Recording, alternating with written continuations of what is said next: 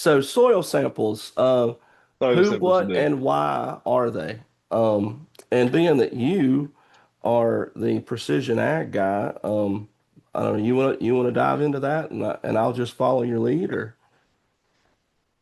Let's start together. I mean, what are they and why to do it, right? Like the soil sample, it's nothing more than like you trying to recognize your soil that you're handling, right?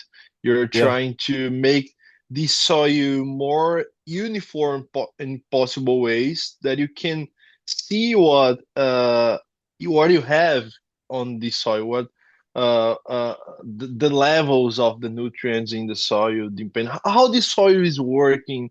Well, like I like to say that this soil is, let's treat the soil like as a patient. Let's see like this. So when okay, we take a sample, we take like a blood sample, for example, for being more common for our audience maybe. And then what you see, what you check in a blood sample, you check all the parameters in your body, right? So uh-huh, when we check a soil sample, we check all the parameters in the soil itself. So I think the soil samples is very important. Why? Besides that, but just to recognize the soil, I think it's a pretty important characteristic that we need to know. What do you think about, Luke? I think that is correct. But I guess when I'm thinking soil sample, I'm thinking more like, um, why am I doing this sample? And it's not because if I'm if I'm a homeowner or if I am a Hmm. farmer, I'm not sampling my soil because I care about its health. I care about what it's going to produce for me. Um, Now, in school, we're taught, there's four basic soils, and then if Hmm. you live here in Central Georgia like we do, there's really one basic soil. It's Georgia red clay with everything else that it's lacking, right? Yes. And if we're dealing with, say, some cattlemen that are trying to raise hay and forage, or if we're dealing with a homeowner that's like, why aren't my tomatoes the greatest tomatoes ever? Once again, we're starting with your soil health. Hmm. And we're going to take that soil sample, look at what properties your soil has, um, find out what your start point is, and then use that as a guide to improve your soil's health so that you can potentially improve the overall outcome of the forage or the backyard growing garden that you're trying to grow. Yes. And that's I guess my explanation there, if that makes sense.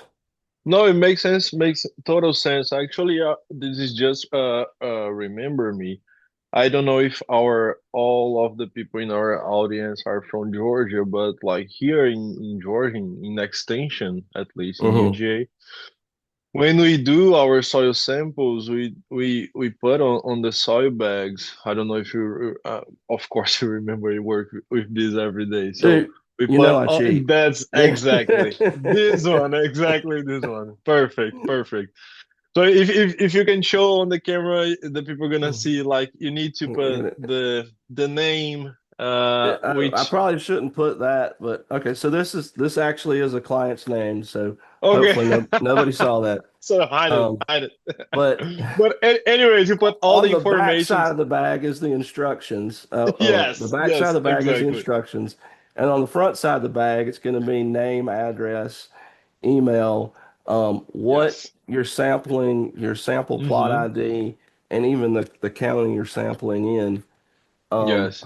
And when you send that with all these details to the lab, when the lab do the analysis in the sample and send back to us the results, they send already with the indication, right? Like mhm. the indication what you should do in this soil with these results. And then we agents we try to understand better and recommend something to the farmers, right? Right. Yeah. Yes.